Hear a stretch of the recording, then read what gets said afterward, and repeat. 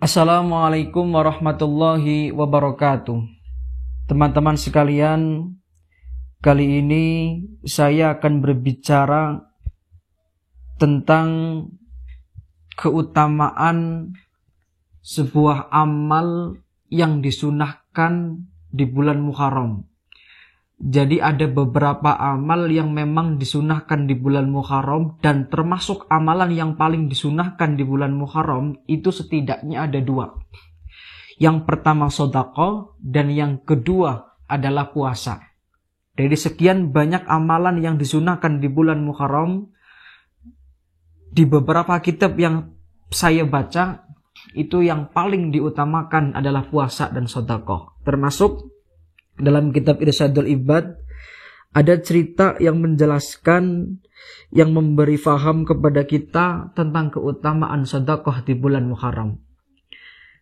Bismillahirrahmanirrahim. Wa haka al-Yafi'i annahu kana fir rayyi qadin ghaniyan faja'ahu fakirun yawma Asyura faqala lahu a'azzallahu al-qadi anna rajulun fakirun dhu iyalin wa qad ji'tuka mustashfi'an bi hurmati hadzal yaum li tu'tiyani asrata amnani khubzin wa khamsata amnani lahmin wa dirhamaini ila akhirih.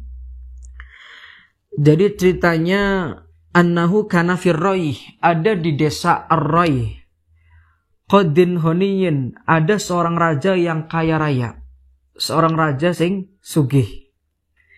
Faja'ahu fakirun yauma Asyura, singkat cerita pas di hari Asyura ada seorang fakir yang datang kepada Raja Ar-Ray. Kemudian seorang fakir itu mengatakan, faqala lahu a'azzallahu al-qadi anna rajulun fakirun du iyalin. Wahai Tuan, semoga Allah memuliakan engkau, semoga Allah menyayangi engkau. Tuan, aku ini seorang fakir du iyalin yang mempunyai keluarga, kata seorang fakir. Jadi pas di hari Asyura berkunjung di desa Ar-Ray menghadap raja yang kaya tadi. Semoga Allah memuliakan panjenengan, dan aku hanyalah seorang hamba biasa, orang yang fakir yang punya keluarga.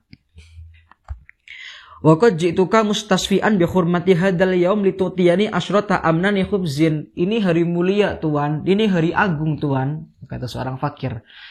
Saya berharap aku kemari dan engkau berkenan memberikan kepadaku 10 amnani khubzin, 10 potong 10 potong roti, kue.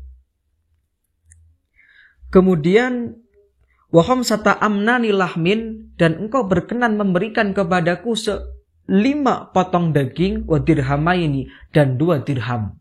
Jadi permintaan seorang fakir kepada seorang raja karena dia punya keluarga di rumah. Dan seorang fakir itu faham bahwa hari ini 10 Muharram, hari yang mulia, hari yang agung.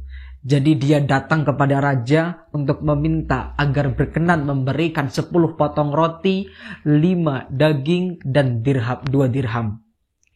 Fawa'adahu al-qadi bidzalika ila waqti dhuhri faraja'a fawa'adahu ila al-asri. Falamma ja'a waqtal asri lam yu'tihi syai'an.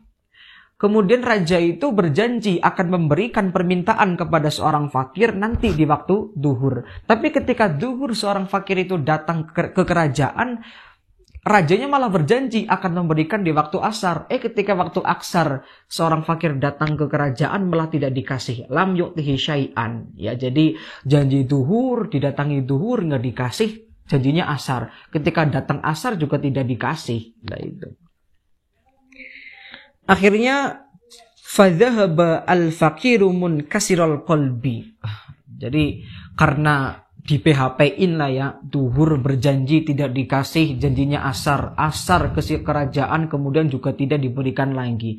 Akhirnya keluar dari kerajaan dengan hati yang sangat sakit, munkasiral qalbi, dengan hati yang sangat sakit, dengan hati yang kecewa, penuh kekecewaan. Famarra binasroniyin jalisin bibabidarihi. Nah, kemudian seorang fakir pulang. Nah, ketika pulang dari kerajaan, dia itu melewati rumahnya orang Nasrani. Nah, ini uniknya di sini. Jadi ketika pulang dari kerajaan, seorang fakir ini melintasi rumahnya orang Nasrani. Nah, ini famarra binasroniyin jalisin. Dan orang Nasrani ini lagi duduk di depan rumahnya. Bibabidarihi. Faqala lahu bihaqqi hadzal yaum a'tini syai'an. Dan kemudian orang fakir ini mengatakan kepada orang Nasrani, "Hai orang Nasrani, bihaqqi hadzal yaum, dengan kemuliaan hari ini, dengan keagungan hari ini, 10 Muharram bulan Asyura, a'tini syai'an, berikanlah aku sesuatu. Bihaqqi hadzal yaum a'tini syai'an." Faqala an-Nasrani, kemudian orang Nasrani berkata kepadanya, "Wa ma hadzal yaum?" Fadzakara lahu al-fakir min sifatihi syai'an. Lah memangnya ini hari apa? Ini hari apa kau mengatakan hari ini hari mulia? Akhirnya orang fakir menjelaskan kepada orang Nasrani tentang kemuliaan hari Asyura, tentang keagungan hari Asyura, tentang keluar biasaan hari Asyura. Itu disimak semuanya oleh orang Nasrani. Faqala lahu an-Nasraniyyu udhkur hajataka faqad aqsamta bi adhimil hurmati fadzakara lahu al-khubza wal lahma wa dirhamaini. Kemudian setelah orang fakir bercerita menyebutkan sifat kemuliaan bulan Asyura, akhirnya orang Nasrani mengatakan, "Sebutkan hajatmu, apapun akan saya kasih." Jawabnya orang fakir, "Aku tidak banyak meminta. Saya cuma meminta 10 potong roti, 5 potong daging, dan minta 2 dirham. Fa'aqtahu asrota aqfizati hintotin wa mi'atan min lahmin wa ishrina dirhaman." Mintanya cuman segitu, tapi dikasih oleh orang Nasrani dikasih apa? Dikasih 10 akfizah. Jadi 12 sok gandum, kemudian 100 daging, wa ishrina dirhaman, dikasih 20 dirham. Jadi mintanya sedikit lah, tapi dikasih malah berkali lipat oleh orang Nasrani. Wa qala hadzalaka, ini untukmu wahai orang fakir, ini untukmu. Wali iyalika, dan untuk keluargamu. Madumtu hayyan fi kulli syahrin karamatan li hadzal yaum. Kalau aku masih hidup di bulan-bulan selanjutnya, di tahun-tahun selanjutnya, maka aku akan memberikan hal yang sama untukmu. Bi hurmati hadzal yaum, karena kemuliaan hari ini. Itu kata seorang Nasrani. Fadhahaba al-faqiru ila manzilihi. Seorang fakir pun pulang ke rumah. Falamma junnal lailu wa nama al-qadisa mi'ahatifan. Malam datang dan raja itu lagi tidur. Ketika raja tidur, tiba-tiba ada hatif, suara tanpa rupa. Yaqulu irfa' ra'saka. Jadi ketika malam tiba, raja tidur, tiba-tiba ada suara, "Wahai raja, irfa' ra'saka." Angkat kepalamu, bangun raja. Farofa'a ra'sahu, kemudian raja mengangkat kepalanya. Raja bangun dari tidurnya. Fa'abzara qasran mabniyan bilabinatin min dahabin walabinatin min fiddatin wa qasran min yakutati hamra.